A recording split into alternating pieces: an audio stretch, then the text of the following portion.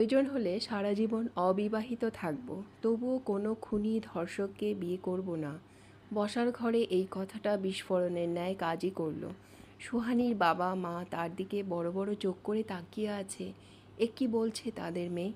পাত্রী দেখতে এসে এহেন কথা শুনতে হবে এমন চিন্তা বোধহয় ছেলে, তার বাবা মা বা বোন কেউই কল্পনায় আনেননি। ছেলে নিজেও হতভম্ব। ছেলের মাই প্রথম নীরবতা ভাঙল। খেকিয়ে বলে উঠল, মিথ্যা কথা বলার জায়গা পাও না মেয়ে? আমার ছেলে লাখে একটা, তুমি বিয়েটা করতে চাও না সেটা সরাসরি বললেই পারতে। প্রেমিক আছে নিশ্চয়।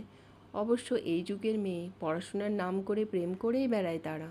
সুহানি শব্দ করেই হেসে ফেলল না চাইতেই। ছেলের মা সেটা দেখে চোখ দিয়ে ভস্ম করতে ভুলল না। আর সুহানির মা ইশারায় মেয়েকে বকেই যাচ্ছেন, না না, আপনি ভুল ভাবছেন, আমার মেয়ে প্রেম ভালোবাসায় নেই, হয়তো কোনো ভুল বোঝাবুঝি হয়েছে, তাই না রে মা? সুহানির দিকে তাকিয়ে বলল ওর বাবা। ভরসা চেয়েছেন মেয়ের থেকে, তার মেয়েকে তিনি চেনেন। সুহানি অযথা এমন কথা বলবে না নিশ্চয়। বাবাকে ইশারায় আশ্বস্ত করে সুহানি ছেলের দিকে তাকিয়ে মুখ খুলল। Mister Riyad Talukdar, right? আপনি কিছু বলবেন না? রিয়াদ কিছু বলার জন্য মুখ খুলতেই সুহানি বলল, নিজের সাফাই গাইতে চাইলে চুপ থাকুন প্লিজ। আমিই বরং বলি, কেন অপবাদ্য দিলাম? সবাই চুপ করেই আছে। সুহানি আসলে কি বলতে চাইছে সেটা আগে জানুক, তারপর না হয় নিজের গা বাঁচানো যাবে। একাদশ শ্রেণীতে পড়ি তখন। একা শহরে গেছি বাবা মাকে ছেড়ে। কলেজে ভর্তি হয়েছি, মেসে থেকেছি। আসলে কলেজে উঠলে প্রায় সবাই প্রথম স্বাধীনতার স্বাদটা ভোগ করতে চায়, মুক্ত পাখির মতো উড়তে চায়। আমরাও চেয়েছিলাম। আমার এক বান্ধবী হয়েছিল, নাম ঝুমুর। কি মিস্টার রিয়াদ, ঝুমুরের নামটা চেনা চেনা না? সুহানির প্রশ্নে হকচকিয়ে গেল রিয়াদ। কেমন বুক ধড়ফড় করছে। আমি বরাবরই চুপচাপ, কিন্তু ঝুমুর খুব হাসি খুশি ছিল। ও হাসলে যেন মুক্ত ঝরত। কি সুন্দর হাসি, আজও চোখের সামনে ভাসে। কিন্তু সেই হাসি এক সময় হুট করেই হাওয়া হয়ে গেল। কারণ জানতে চাইলেও বলতো না। জানো বাবা, শেষ পর্যন্ত একটা ভীতুর মতো কাজ ঝুমুর করেছিল। কেন করেছিল শুনবে? এটুকু বলেই থামল সুহানি। গলা ভিজিয়ে নিল, শুকিয়ে আসছে গলাটা। কতদিন পর অতীতে ডুব দিল সে। সবার চোখে মুখে বিস্ময় খেলা করছে, শুধু একজনের শরীর বেয়ে ঘাম ঝরছে, অজানা আশঙ্কায় কেঁপে উঠছে। একদিন আমাকে সে তার ডায়েরিটা দিল। সেই যে দিল আর ফেরত নিল না। আসলে নেওয়ার জন্য সেই মেয়েটাই আর থাকলো না। চোখের পানি মুছে ফের বলতে লাগলো সুহানি, ঝুমুর মেসে থাকতো না। ওর বাসা থেকে কলেজ 20 মিনিটের রাস্তা ছিল। মাঝে একটা ব্রিজ পার হয়ে আসতে হতো। সেই ব্রিজে আড্ডা দিত কয়েকটা ভার্সিটি পড়ুয়া ছেলের দল, যাদের কাজই ছিল সুযোগ পেলে মেয়েদের উত্ত্যক্ত করা, সিগারেট খাওয়া, নেশা করা। সেই দলের একজন ঝুমুরকে পছন্দ করে ফেলে। প্রেমের প্রস্তাব দেয়, ঝুমুর নাকচ করলে সেটা মানতে পারে না ছেলেটি। তারপর থেকেই শুরু হয় মেয়েটির দুর্বিষহ জীবন। কলেজ যাওয়ার আসার পথে বিশ্রী কথা বলা, বাজে ইঙ্গিত দেওয়া, গায়ে হাত দিতে চাওয়া, ওড়না ধরে টানাটানি করা। হাহ, ঝুমুর বড্ড ইমোশনাল ছিল জানো মা, যাকে বলে ইমোশনাল ফুল।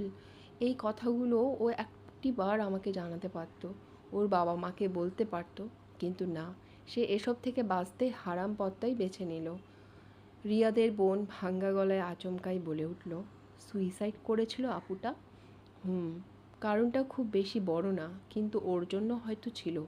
মিস্টার রিয়াদ, চিনতেন আপনি ছেলেটাকে? আমতা আমতা করতে লাগলো রিয়াদ। কথা বের হচ্ছে না গলা দিয়ে। আর এহেন অবস্থা দেখে ঝাপসা চোখেও হেসে পড়ল সুহানি। ঝুমুর আপনাকে ভালোবাসতো মিস্টার রিয়াদ? পরিবারের ভয়ে হ্যাঁ বলতে পারেনি, তবুও কয়েকদিন পর হয়তো বলেই দিত, কিন্তু আপনি সেটা হতে দিলেনই না। ভালোবাসার মানুষের থেকে এমন আচরণ সে মানতে পারেনি। তার পশুত্ব দেখে ঘৃণা জমে গেছিল ভালোবাসার উপর। ভাবছেন আমি কিভাবে জানলাম, তাই তো? আপনি প্রপোজ করার আগেই ঝুমুর আমাকে দেখিয়েছিল তার রিয়াদ ভাইকে। আর ডায়েরিতেও আপনার ছবি ছিল, ওইখানে এখনও আছে।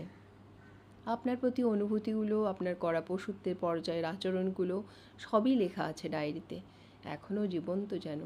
ঝুমুরের সুইসাইডের পর আমি গেছিলাম আপনার সম্পর্কে খোঁজ নিতে, কিন্তু আপনি ততদিনে চলে গেছিলেন অন্য কোথাও। এসব কথা ঝুমুর পুলিশকেও জানাতে মানা করে গিয়েছিল। শুনবেন কারণটা? ভালোবাসার মানুষটার অসম্মান হবে ভেবে। এবার কেমন পাগলের মতো হেসে উঠল সুহানি। তার প্রিয় বান্ধবীর অমন মৃত্যু সে আজও মানতে পারেনি।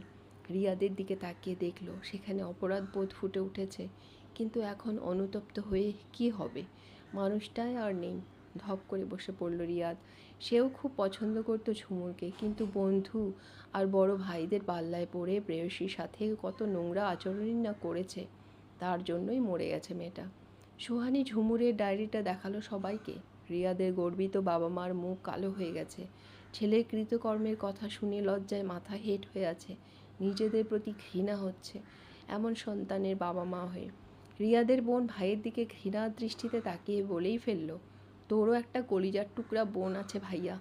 আপুটাও তো তার বাবা মায়ের কলিজাই ছিল। আমার সাথে এমন হলে পারবি তো মানতে? ফুপিয়ে কেঁদে ফেলল রিয়াদের বোন। বাবা মাকে নিয়ে বেরিয়ে গেল সুহানিদের বাসা থেকে, রিয়াদকে ফেলেই। আজ ডায়েরিটা পুড়িয়ে ফেলবে সুহানি। খুব হালকা লাগছে তার। বুক থেকে পাথরটা নেমে গেছে। অন্যায়ের প্রতিবাদ আজ করতে পেরেছে যে।